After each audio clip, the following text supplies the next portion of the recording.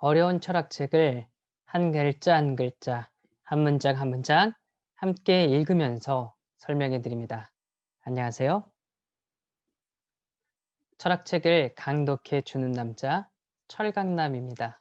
지난 시간까지 우리는 현존재의 근본들인 세계의 존재에 대해서 알아보려고 하는데요. 그 중에서도 이 내존재를 통해서 현존재가 어떤 특성을 가지고 있는지, 어떤 방식으로 이 세상에서 살아가면서 몰입하고 대하고 있는지 알아보았습니다.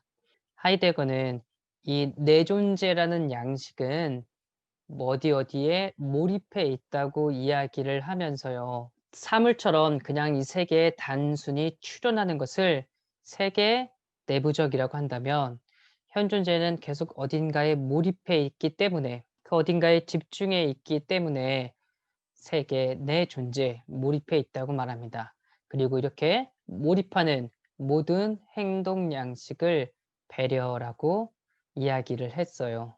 그리고 이 배려는 마음씀에 입각해서 가능하다고 했는데 이 마음씀은 나중에 차후에 다시 하이데거가 잘 이야기를 할 겁니다. 지난 시간에 계속 이어서 하이데거가 말하는 이 세계에 대해서 좀 더 알아보도록 하지요.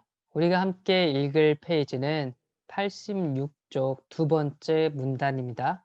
오늘날 인간은 자기의 환경 세계를 갖는다는 말이 빈번하게 사용되고 있으나 이 갖는다가 규정되지 않는 한 이 말은 존재론적으로는 아무것도 의미하지 않는다. 갖는다는 그 가능성에서 보면 내 존재라는 실존론적 틀에 기초하고 있다. 현존재는 본질상 이런 존재 방식으로 있는 존재자이기 때문에 환경 세계적으로 만나는 존재자를 분명하게 발견할 수 있고 이 존재자에 대해 정통할 수 있고 이 존재자를 처리할 수 있으며 이런 의미에서 세계를 가질 수 있다. 환경 세계를 갖는다는 말은 존재적으로는 진부해도 존재론적으로는 문제가 된다. 이 문제를 푸는 것은 미리 현존재의 존재를 존재론적으로 충분하게 규정하는 것 이외에 다른 것이 아니다. 생물학에서 환경 세계라는 이 존재틀이 사용되고 있거니와 이 존재틀을 철학적으로 사용한다고 해서 이를 생물학주의라고 추론해서는 안 된다. 왜냐하면 생물학도 실증 과학인지라 이 구조를 발견하고 규정할 수는 없기 때문이다. 생물학은 이 구조를 전제하고 부단히 사용할 수밖에 없다. 그러나 이 구조 자체를 생물학의 주제적 대상의 아프리오리한 원리로서 철학적으로 해명하기 위해서는 이 구조가 먼저 현존재의 구조로서 파악되어야 한다. 그렇게 파악된 존재론적 구조의 정량에서 비로소 탈취라는 길을 통해 생명의 존재들이 아프리오리하게 한정될 수 있다. 존재적으로나 존재론적으로나 우위를 점하는 것은 배려로서의 세계 내 존재이다. 현존재의 분석론에서 이 세계 내 존재라는 구조는 그 구조 자신을 근거 지우는 해석을 경험하게 된다.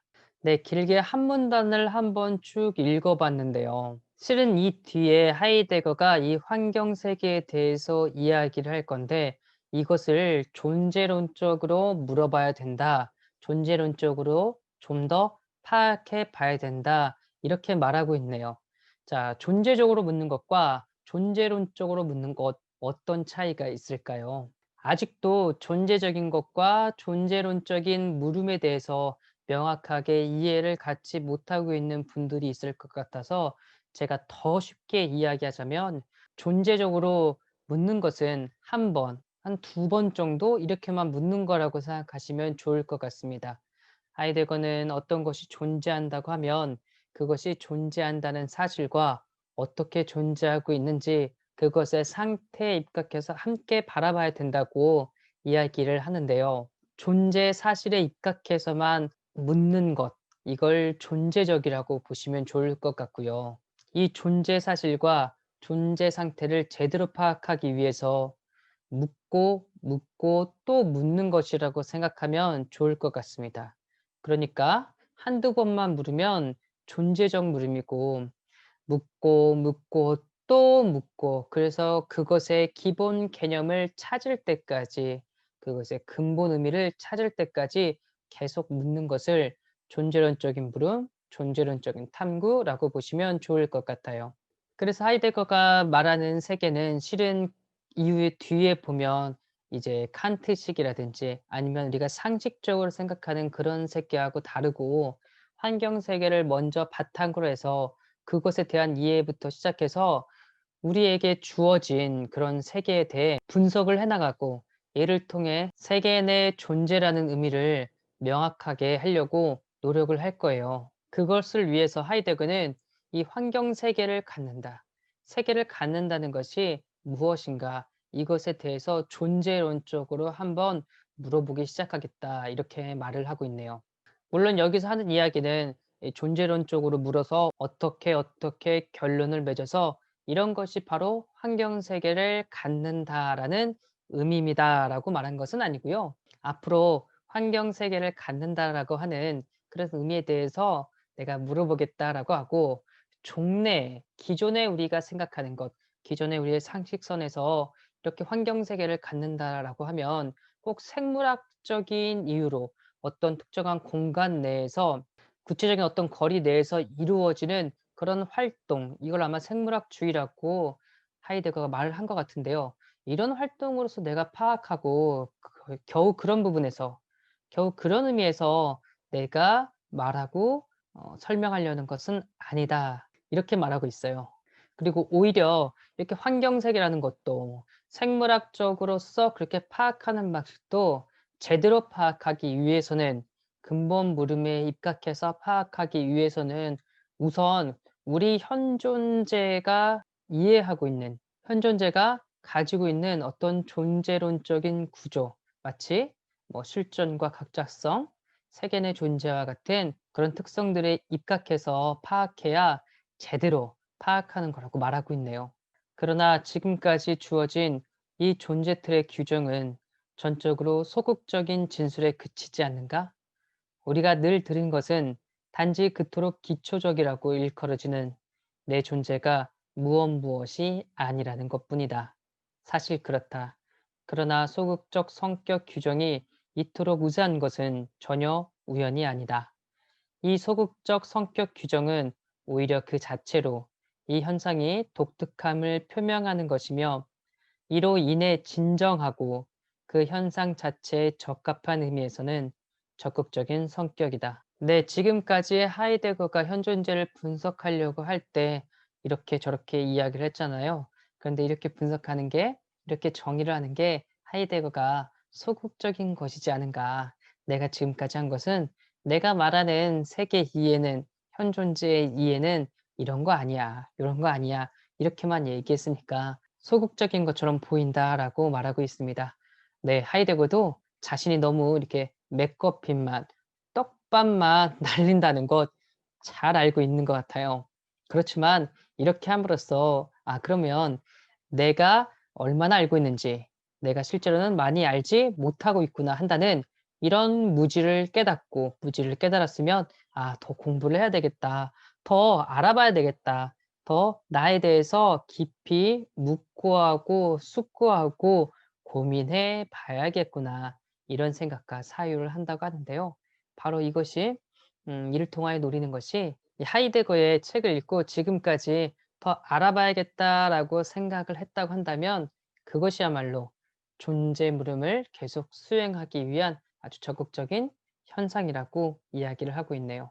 세계 내 존재를 현상학적으로 제시하는 것은 위장이나 은폐를 거절한다는 성격을 가지고 있다. 왜냐하면 세계 내 존재라는 이 현상은 이미 모든 현존재에 있어서 어떤 방식으로는 그 자체로 보여지고 있기 때문이다. 그리고 그것이 그런 까닭은 그 현상이 현존재의 근본 틀을 이루고 있고 현존재의 존재와 더불어 그 존재 이해에 그때마다 이미 게시되어 있기 때문이다. 그러나 이 현상은 또한 대개는 이미 언제나 근본적으로 오해되고 있거나 존재론적으로는 불충분하게 해석되고 있다. 자, 우리가 공부를 왜 합니까? 우리가 연구를 왜 할까요? 그렇죠.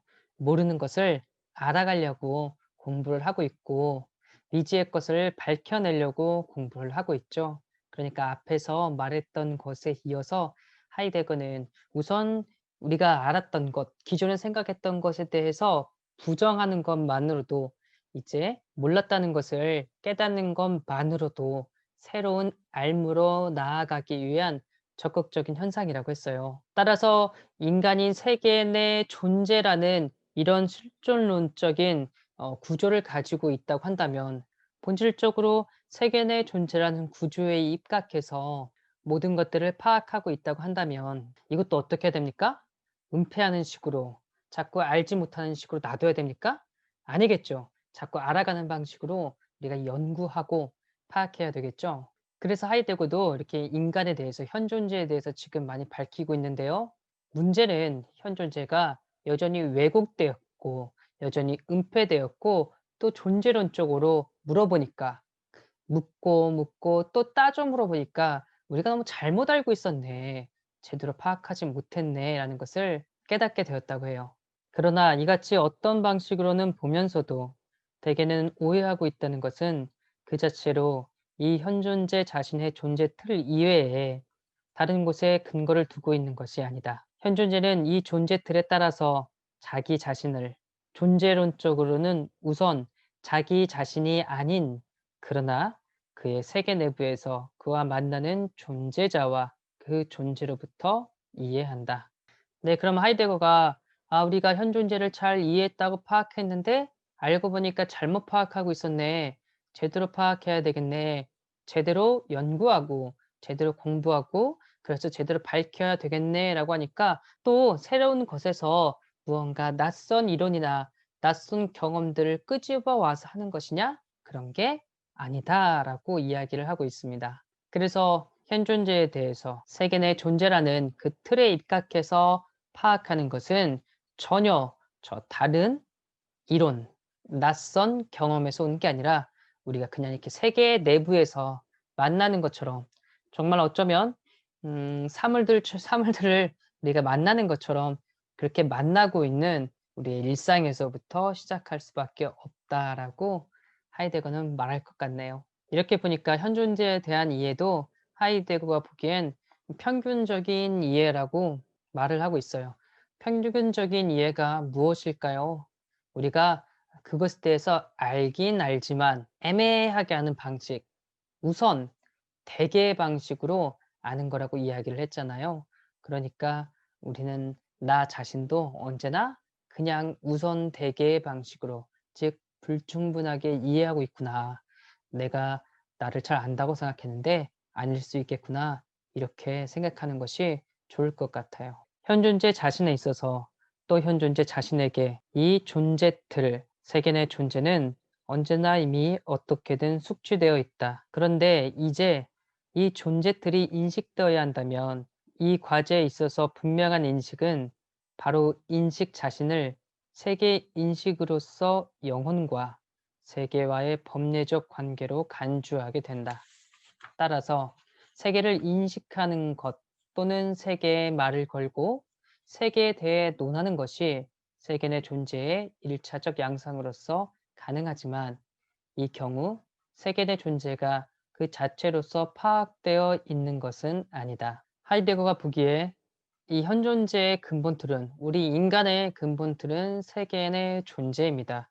그러니까 세계 내 존재라는 것은 어떤 종교적인 표현을 들어서 비유적으로 표현하고 있는데요. 인간을 보았을 때 인간 이런 육체적인 것도 있지만 어떤 영혼, 정신처럼 그런 것들이 우리에게 좀 주어져 있다고 근본적으로 주어져 있다고 그렇게 말을 하잖아요. 이런 것처럼 세계 내 존재라고 했을 때도 이 세계도 우리 현 존재에게 이미 들어가 있고 이미 우리가 가지고 있는 거라고 이야기를 하고 있어요. 그러나 문제는 무엇입니까? 앞에서 이야기했던 것처럼 존재론적으로 충분하게 묻고 또 묻지 않아서 그것을 왜곡하고 있고 오해하고 있고 불충분하게 인식하고 있는 것이 문제입니다. 그런데 우리는 제대로 잘 파악하고 인식할 수 있어야 되겠죠?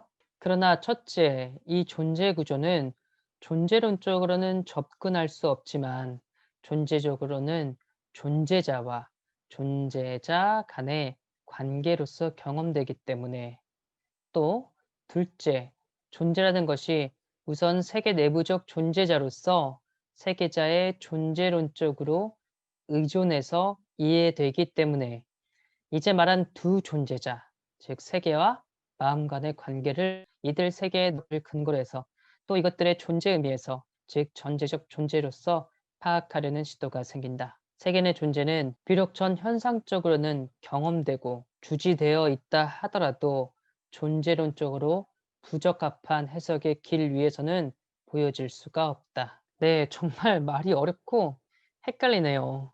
앞에서 얘기했던 것처럼 하이데거는 애초에 현 존재가 세계 내 존재이기 때문에 세계하고 관련을 맺고 있는데 이것을 존재론적으로 묻지 않다 보니까 잘못 파악하고 왜곡돼서 파악했다고 그랬잖아요. 그렇게 파악하게 된 게 세계와 마음이라고 이야기하고 있습니다. 세계와 마음의 관계로서 파악하는 거라고 이야기하고 있습니다. 우리에게 어떤 정신적인 것들이 있어서 그래서 우리에게 주어진 이런 공간적인 환경 세계를 이해할 수 있고 이런 영역, 이런 경험을 받아들일 수 있다는 방식으로 세계와 우리의 마음 간의 관계를 이해하고 있다고 봐요. 대표적으로 이렇게 이해했던 게 칸트가 그렇게 했죠. 칸트는 우리 마음 안에서 어떤 인식 작용이 일어나고 있는데 우리 마음이라는 게 기본적으로 저 외부에 있는 것들에 대해서 정보를 받아들이는 능력과 그리고 이 정보를 가지고 결합해서 사유에서 우리에게 인식이 생긴다고 이야기를 했죠. 그리고 이걸 좀 더 발전시켜서 이 관계가 서로 주고받음이라고 말했던 게 해겔인데요. 칸트처럼 주체와 대상이라는 관계를 설정해 놓고 외부에서 주는 정보를 가지고 우리에게 인식이 생긴다. 혹은 해겔처럼 주체와 대상을 설정해 놓고 이 둘이 서로 영향을 주고받음을 통해서 인식이 점점 고양된다.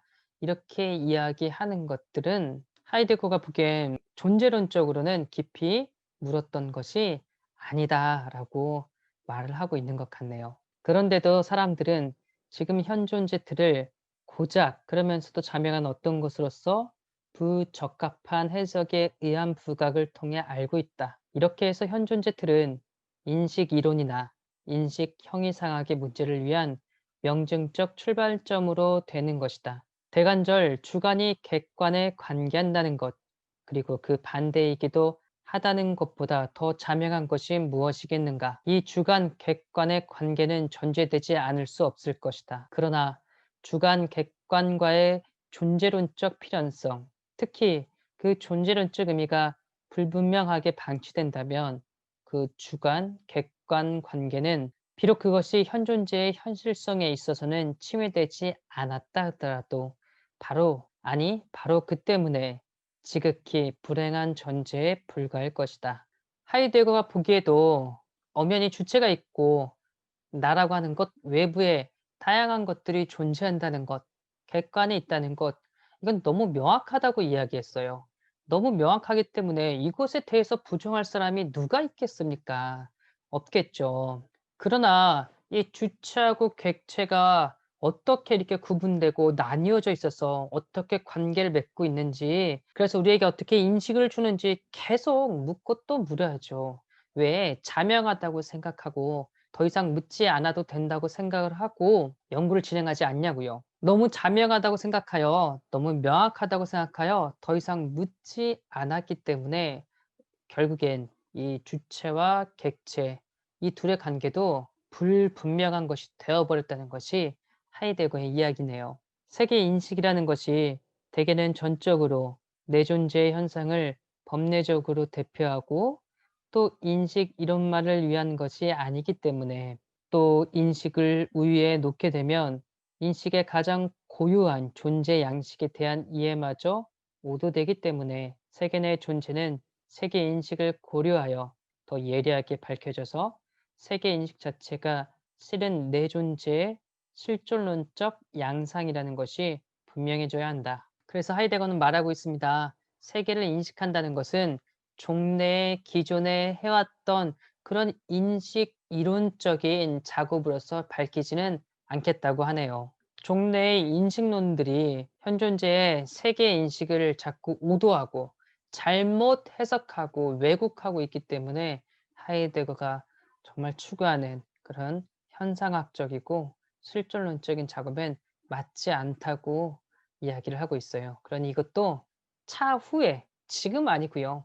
차후에 다시 제대로 파악해서 설명하겠다고 말을 하고 있네요. 뭐 다행히 차후에 인식하는 게 곧 이어지는 13 번째 절에서 나오긴 하는데요.